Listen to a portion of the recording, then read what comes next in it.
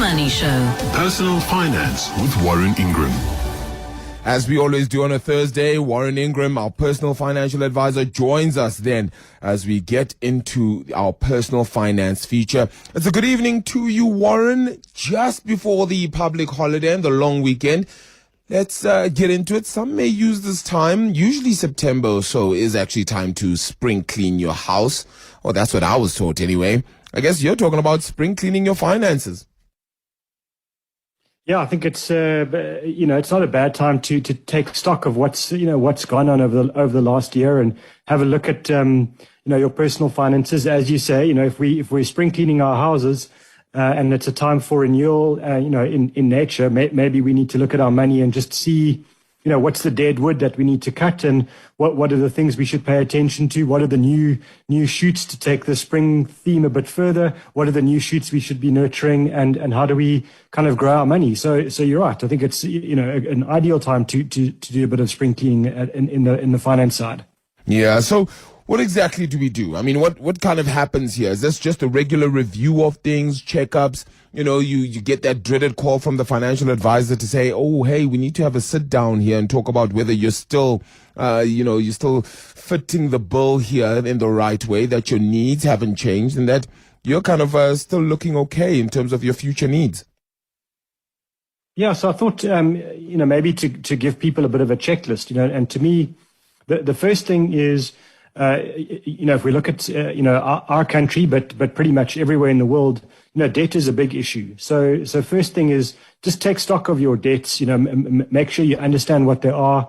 Unfortunately, when we ignore our debts, they don't go away. They just get bigger and the problem compounds on us. So my first suggestion is have a look at what your debts are and just reset a game plan for managing those debts. And always, start with a debt that costs you the most interest on a yearly basis, and see how you can, develop a plan to reduce that debt fast, while making sure that you don't ignore the other debts, but allocate a bit more money to that. I mean, I think one of the things about lockdown, is a lot of us, we couldn't go anywhere, we couldn't do anything, so we ended up spending less, and hopefully let's use that capacity to sort out debt. So I think debt is probably a first thing to have a look at, and then I think the other thing, and it's a really sad thing to talk about, but it's we all have reminders now about mortality, and COVID has taught us that anybody can pass away at any time. So just make sure that if you don't have a will, please get a will. It's kind of a critical thing. All of us need a will if we're an adult. It doesn't matter if we've got assets or debts. We need the will. We need a valid will at least to make sure that we can wind up our estate. So if you haven't got a will, get a will. If you do have a will, make sure that it's up to date. If you've had children, make sure that your children are added to the will. Make sure that your state is still the same. For example, if you've got married or you got divorced or some big change in life, make sure that reflects in your will as well. And then I think the next one is a little bit more technical, which is when you've got investments and you look at what markets have done around the world, they've been incredibly rocky. Sometimes shooting up like crazy and other times falling over. This week being a case in point. So just make sure that your mix of assets for within your portfolio is correct. In other words, that you've got the right allocation to shares, you've got the right allocation to property, to bonds, and to cash. Because that's really the biggest decision, Arabile, that you need to get right with your investments is, you get the asset allocation right. You can kind of ignore almost everything else, but you get that decision wrong, and you can spend all your time on choosing the right share or the right unit trust or the right property. But if your asset mix is wrong, you're absolutely wasting your time. So I think, asset mix is something we should look at once a year or almost the same time every year. And then you don't need to worry about it too much, during the year when the markets are going, up or down at a particular time. Yeah. Because then you can sort of and then lastly, maybe just looking at your retirement. Sorry, Arabile. So just your retirement goals. If you've set some goals, make sure that you're looking at them and that you're achieving, your retirement objectives that you set. And if things have gone south, if you've lost your job, maybe it's time just to reset your goals and review where you are. And if you've lucky enough to have kept your job and you've been saving because there was no opportunity to spend, then perhaps, just check that perhaps your retirement goals are accelerated somewhat. But that's, that to me would be quite a nice spring checklist to do in this time. Yeah, certainly does sound like, the right way to kind of do things. Reviewing your debt, updating your game plan for debt if necessary. You spoke a lot about that interest rate. And I guess it starts off with knowing, though, which of your debts, hopefully there aren't too many, actually has that high interest rate. Because you said the highest interest rate is the one we sort of need to resolve first, right? Absolutely. I think a lot of the time when you ask people what's your most expensive debt, they tell you it's the one that costs me 5,000 Rand a month, not the one that costs me 1,000 Rand a month. And unfortunately, that's not right. You need to look at, what are you being charged in actual interest first? Because, let's just look at the example of a credit card or personal loan or an overdraft. That might cost you 20% a year. And unfortunately, there are no investments that are guaranteed to grow at 20% a year every year. Yeah. So if you've got a debt that's compounding against you at 20%, I would say that, paying extra money into that debt and getting rid of it, it's almost the same as saying, well, I'm getting a guaranteed return on money that I'm not being charged anymore, on interest I'm not being charged anymore. So that's definitely, a starting point. You're right. You need to go and actually ask your banking institutions, to disclose what your interest rates are if you don't know what they are. Do your homework there. It doesn't take a long time to figure it out, and then get a game plan for paying off the one with the highest interest rate.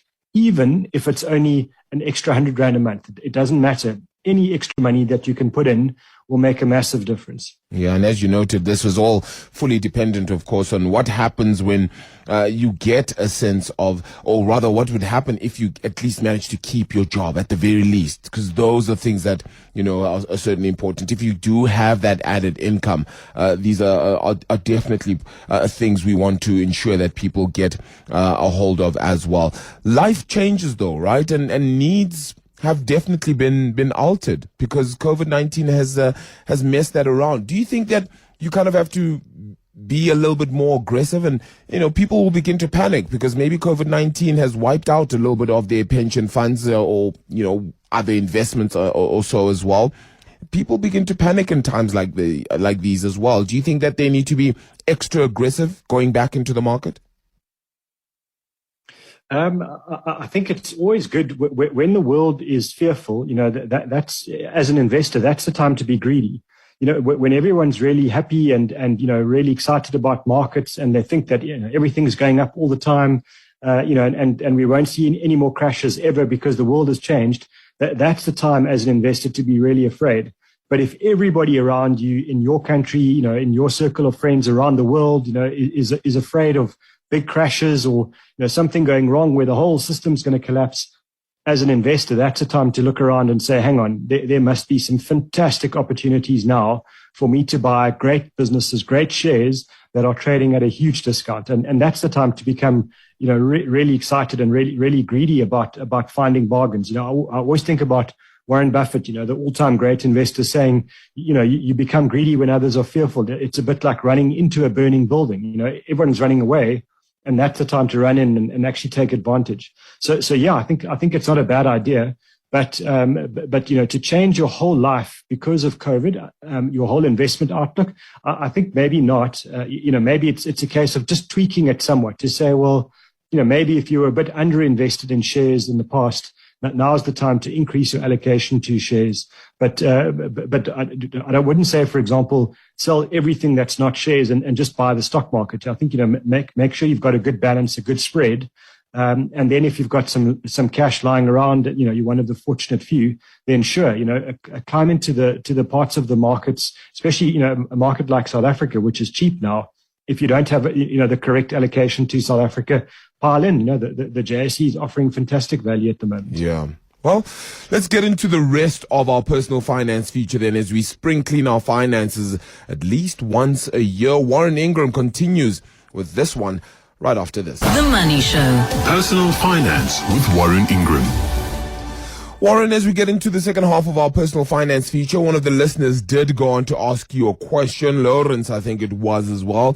Just really being a long-time listener of the show and made some good investments the past couple of years, over the past couple of months. a few work colleagues have been making use of crypto arbitrage. OVEX is what it seems to be called, and they swear by it. I understand the basic principles, but the returns are ridiculous. 1 to 3% per day. So on 250,000 Rand, you can make anywhere from 75 to 150,000 Rand in 10 weeks.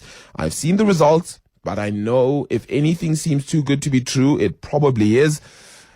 Warren, your thoughts around this one?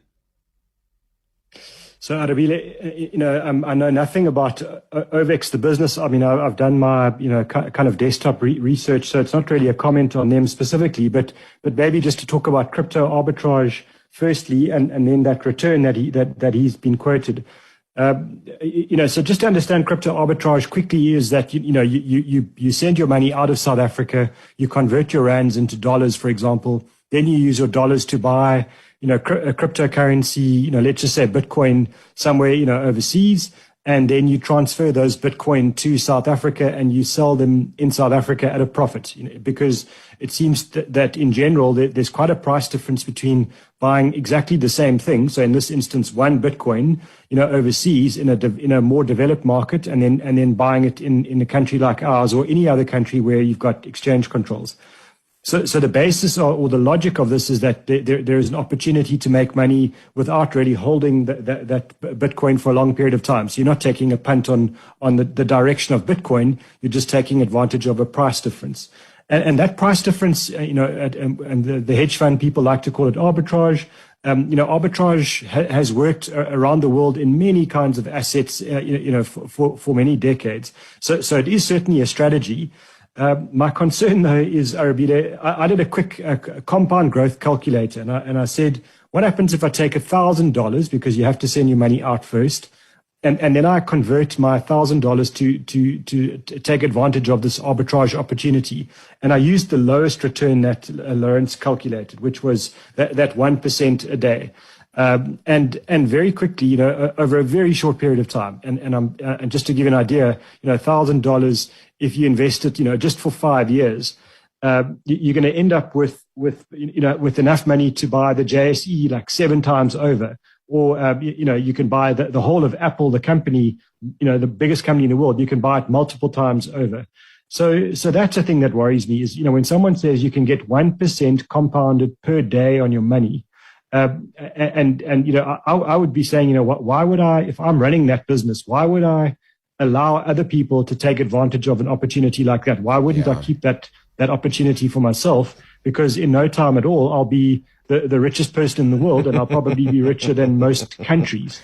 So I think that it's the return that bothers me a lot more than the principle of what's going on here. Yeah. And so Lawrence is, he's obviously been listening for a long time, and he's sharp and understands the too good to be true thing. So I'm not saying it's a scam. I just think the returns don't come without risk. If someone said you can get 1% a day with no risk, I would be really wary of that. Yeah. And then I'm wondering, if I've got the ability to do that as a business, why would you offer it to outside investors if Precisely. Your $1,000 can be worth trillions of dollars in no time? Yeah. So I think, Lawrence, you're right to be skeptical. Allow other people to make the profits, and they're more predictable, I think, consistent ways to make money than this. Yeah, if it seems too good to be true, as you said, Lawrence, it certainly could be.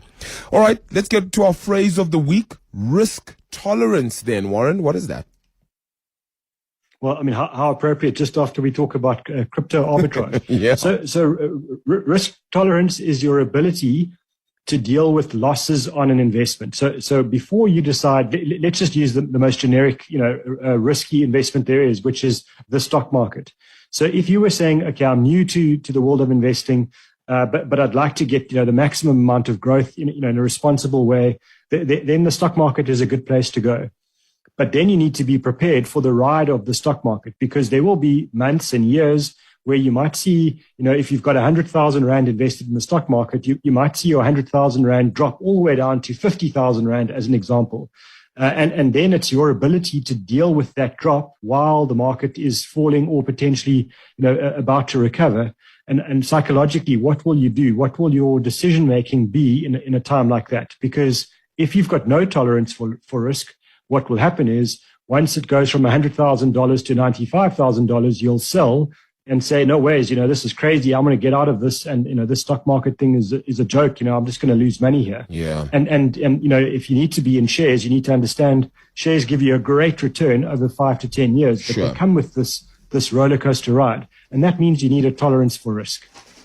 Well, tolerance for risk is what the name of the game is, and over the last year or so, that's certainly something you would have needed in order to get through this market picture. Warren Ingram, appreciate the time. Thank you so much for joining us this evening for our personal finance feature. Yep, spring cleaning certainly very important, but also just be wary.